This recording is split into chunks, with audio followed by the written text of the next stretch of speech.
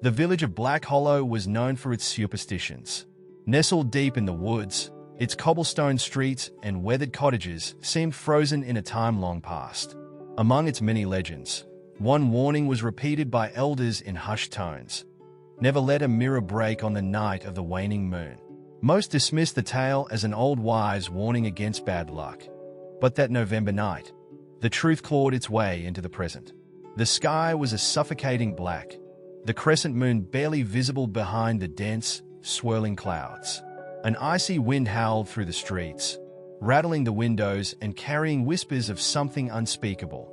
Inside an abandoned manor at the edge of the village, a group of thrill-seeking youths gathered, emboldened by cheap liquor and the promise of a day. Emma, the ringleader, smirked as she pulled an antique mirror from its place on the rotting wall. Its surface was tarnished, the reflection distorted and shadowy. "They say this belonged to Margaret Hollis," she said, her voice dripping with theatrics. "You know, the witch who cursed the village before they burned her alive." The others laughed nervously, their bravado faltering in the face of the mirror's eerie glow. "Let's see what happens when we break it," Emma dared, holding up a rusted candlestick. "Don't," a timid voice warned from the group. Sarah, the youngest and most superstitious. "The stories say that breaking a mirror tonight opens a door. Something evil could come through." "Don't be ridiculous," Emma scoffed, slamming the candlestick against the glass. The sound of shattering glass ripped through the air like a scream. Shards flew in every direction, glittering like malevolent stars in the candlelight. For a moment, there was silence. Then, the world seemed to exhale. A deep, guttural groan resonated through the room, vibrating the floorboards and shaking the walls. The temperature plummeted, their breath visible in misty puffs. Each shard of broken mirror on the floor began to bleed, crimson rivulets pooling around the edges. Did you see that, Jake?" One of the boys stammered, pointing at the largest shard. In its surface, a reflection that didn't belong stared back. It was a face, gaunt, pale, and eyeless, its mouth stretched into a silent scream. Before they could react, the shards began to vibrate, lifting off the floor and floating in the air. The groan grew louder, transforming into a cacophony of whispers, thousands of voices overlapping, each more desperate and agonized than the last. The first scream came from Sarah. She clutched her arm, where a shard had embedded itself. But it wasn't just cutting her. It was sinking deeper, burrowing into her flesh like a parasite. Blood gushed from the wound. But worse than the blood was the expression of sheer terror frozen on her face. One by one, the others turned to run, but the house seemed alive now. The doors slammed shut with a deafening crash, and the windows splintered into spiderweb cracks, reflecting fragmented versions of their own panicked faces. "Don't look at the mirrors," Emma yelled, but it was too late. Jake had already made the mistake of glancing at his fractured reflection. In the shattered glass, his face twisted, melting into something unrecognizable. He clawed at his skin, shrieking as his reflection's agony became his own. Within moments, his body collapsed to the floor, lifeless, but his reflection remained, trapped in the shard, pounding and screaming soundlessly. The whispers turned to laughter, cruel, mocking, and hollow. Shadows slithered along the walls, forming shapes with too many limbs and mouths. Emma grabbed Sarah's arm, trying to pull her to the door. "We have to break out," but Sarah didn't respond. Her eyes were now glassy, her mouth slack. Her reflection in the broken shard was still alive, screaming silently for help. Emma was the last one standing. She faced the largest shard of the mirror, her distorted reflection staring back at her. But it wasn't just her reflection anymore. Dozens of faces pressed against the surface, their mouths moving in silent pleas, their hands clawing at the glass as if trying to escape. Then, one by one, they began to emerge. Emma stumbled backward, her breath coming in short, panicked gasps as the first hand broke through the surface of the largest shard. It wasn't made of flesh but of glistening obsidian, its fingers long and razor-sharp. The hand reached for her, the sound of its nails scraping against the wooden floor like 1,000 knives dragged across stone. Behind it, more limbs emerged. A head followed, a grotesque, misshapen thing with hollow eyes that burned like coals. Its mouth, lined with jagged, uneven teeth, split into a grin too wide for any human face. Emma screamed, scrambling away, but the room seemed to shrink around her. The once grand manor was now a maze of closing walls and shifting shadows. Each shard of the broken mirror floated in the air, reflecting pieces of a reality that wasn't hers. She saw glimpses of herself in the reflections, crying, bleeding, sometimes lifeless. The creature fully emerged, standing impossibly tall, its head nearly brushing the ceiling. It tilted its head, studying her with a grotesque curiosity. When it spoke, its voice was like glass grinding against itself, layered with the echoes of countless other voices. "Why did you call us?" Emma couldn't answer.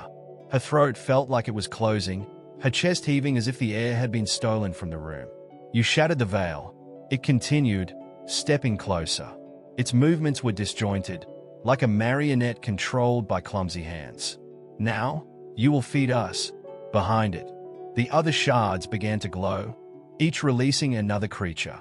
Some crawled on all fours, their spindly limbs bending in unnatural directions. Others slithered, leaving trails of dark ichor that hissed and sizzled as it touched the wooden floor. Emma grabbed the rusted candlestick she had used earlier and swung it wildly. The creature dodged effortlessly, its hollow eyes narrowing in amusement. "Futile," it hissed. She turned and bolted for the nearest door, her heart pounding so hard it felt like it might burst. She twisted the doorknob desperately, but it wouldn't budge.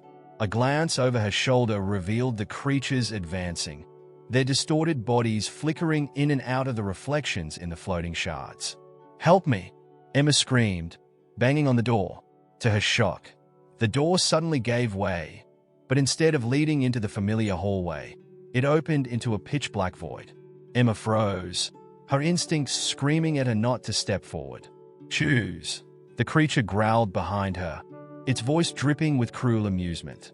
"Stay and become one of us, or step into the void and see where it takes you." Her hands trembled as she weighed her options. She glanced back in the room, the shards of glass now circling her like predatory birds, their glowing surfaces showing her worst fears. Her friends' faces, twisted in agony, stared back at her from the reflections. "I'm not dying here," she muttered, stepping into the void. The air changed instantly. It was cold, bone-deep, numbing cold. She felt as though she were falling, though her feet never left solid ground. A low hum filled her ears, growing louder and louder until it became a deafening roar. Then, as suddenly as it began, it stopped. Emma opened her eyes to find herself in a corridor. The walls were lined with mirrors, each one larger and more ornate than the last. The air smelled of decay and mildew, and the faint sound of dripping water echoed around her. She approached the nearest mirror cautiously. Its surface was oddly warm, and as she peered into it, she realized it didn't reflect the corridor she was standing in. Instead, it showed a dimly lit room, a nursery, abandoned and filled with cobwebs. A crib sat in the corner, rocking slowly, as if someone had just left it. Emma's heart sank as a soft, wet gurgling sound emerged from the mirror. "Don't look too long," a voice whispered behind her. Emma spun around, but no one was there. The corridor seemed to stretch infinitely in both directions now, the mirrors on the walls pulsing faintly as if alive. She started walking, her footsteps echoing unnaturally loud. Every mirror she passed showed something different: scenes of torment, distorted faces screaming silently, twisted figures writhing in pain. Some of the reflections felt familiar, as though she'd seen them before in nightmares she couldn't quite remember. One mirror caught her attention. Unlike the others, its surface was perfectly clear, showing her own reflection. But as she moved closer, her reflection didn't mimic her movements. Instead, it grinned. Finally, her reflection said, stepping out of the glass. Emma stumbled backward, but the mirror self was faster, grabbing her wrist with a grip like iron. "You don't belong here," it sneered. "But I do." With a violent shove, it threw her toward the mirror. Emma's scream was cut off as she hit the glass and fell through, her body swallowed by the icy void. In the corridor, the reflection straightened its clothes and began to walk, its grin fading into an expression of cold determination. It turned to look at the next mirror, where Emma's true self was now trapped, pounding on the glass and screaming silently. "Your turn," the reflection whispered, moving deeper into the corridor. And the mirrors kept watching. Emma's scream echoed through the void of the mirror before it was swallowed completely, leaving her in an alien, suffocating silence. The world around her was an endless expanse of fragmented reflections, shards of glass suspended in a black abyss, each one showing glimpses of horror. Her own face stared back at her from countless angles, but it wasn't just her. Twisted figures crowded the mirrors, their eyes hollow, their mouths frozen in eternal screams. They reached out for her, their fingers pressing against the inside of the glass as if trying to escape.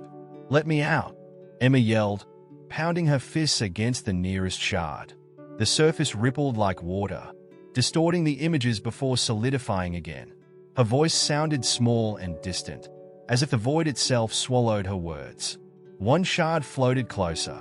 In its surface, she saw herself not as she was, but as she might become, her skin pale and cracked, her eyes dull and lifeless. The image smirked and whispered, "It's only a matter of time." A low chuckle echoed through the void. Emma turned sharply, her pulse racing. Out of the shadows emerged the same creature she had fled from, the first to crawl through the broken mirror. Its grin widened as it approached, its hollow eyes gleaming. "You thought stepping into the void would save you," it mocked, circling her like a predator. "But this is where we thrive. This is where you belong now." Emma clenched her fists, trying to steady her breathing. "I don't belong here," she hissed. "I'll find a way out." The creature laughed, a deep, guttural sound that sent chills down her spine. "Out? There is no out. There is only in. You shattered the mirror, girl. You invited us in, and now you will take our place." As it spoke, the surrounding shards began to pulse, their surfaces glowing faintly. Emma realized with a sinking feeling that the figures trapped inside were watching her, waiting. The creature reached out, its spindly fingers brushing against her cheek. "Don't worry," it crooned. "You'll make a fine addition to our collection." Something in Emma snapped. She slapped its hand away, her fear replaced by a surge of defiance. "No," she growled. "I'm not staying here." The creature snarled, its grin twisting into a snarl. "Then fight," it hissed, stepping back. The surrounding shards began to move, spinning faster and faster until they formed a swirling vortex. Images of her friends flashed across the surfaces. Jake's lifeless body, Sarah's glassy-eyed reflection, the others clawing at the shards that had claimed them. The air grew heavy, thick with the scent of blood and decay. Emma reached for the largest shard, gripping its jagged edge despite the pain as it cut into her palm. Blood dripped down her arm, but she didn't let go. She stared at her reflection, at the twisted, broken version of herself, and screamed. "You're not me," she yelled, hurling the shard into the vortex. The shard shattered, and the void trembled.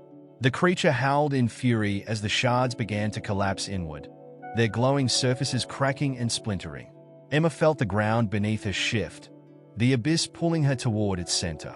She clawed at the void, her fingers finding purchase on another shard. This one showed the manor, the real world. She could see the broken mirror, its fragments scattered across the floor. Without thinking, she dove toward it, her body plunging through the glass. Emma hit the floor of the manor with a thud, gasping for air. The room was silent now, the broken shards of the mirror lying still around her. She scrambled to her feet, her heart racing as she looked around. Her friends were gone.